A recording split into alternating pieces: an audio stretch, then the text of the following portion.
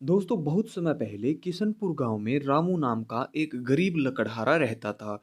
वह दूसरों की मदद के लिए हमेशा तैयार रहता था। जीवों के प्रति उसके मन में बहुत ही दया थी। और एक दिन वह जंगल से लकड़ी इकट्ठी करने के बाद थक जाता है, तो थोड़ी देर सुस्ताने के लिए वह एक पेड़ के नीचे बैठ गया। तभी उसके सामने पेड़ से पक्षियों के बच्चों के जोर जोर से चीं चीं करने की आवाज सुनाई दी। उसने सामने देखा तो वह डर गया। सांप घोंसले में बैठे चिड़िया के बच्चों की तरफ बढ़ रहा था। बच्चे उसी के डर से चिल्ला रहे थे। रामू उन्हें बचाने के लिए पेड़ पर चढ़ने लगा और सांप रामू को देखकर नीचे उतरने लगा। उसी दौरान चिड़िया भी लौट आई और उसने जब रामू को पेड़ पर देखा तो समझा कि उसने उसके बच्चों को मार दिया है। वह रामू को चोंच मार मार कर चिल्लाने लगी। उसकी आवाज से और भी चिड़िया काफी सारी आ गई। ने रामू पर हमला कर दिया। बेचारा रामू किसी तरह पेड़ से नीचे उतरा।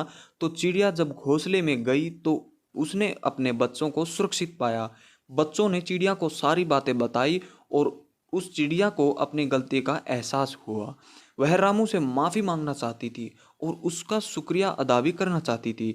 उसे कुछ दिन पहले दाना ढूंढते हुए एक कीमती हीरा मिला था। उसने हीरे को रामू के आगे लाकर रख दिया। प्रिया ने वही हीरा रामू के आगे डाल दिया था और एक डाली पर बैठकर अपनी भाषा में धन्यवाद करने लगी। रामू ने हीरा उठाया और चिड़िया की तरफ हाथ उठाकर उसका धन्यवाद किया और वहां से चल दिया।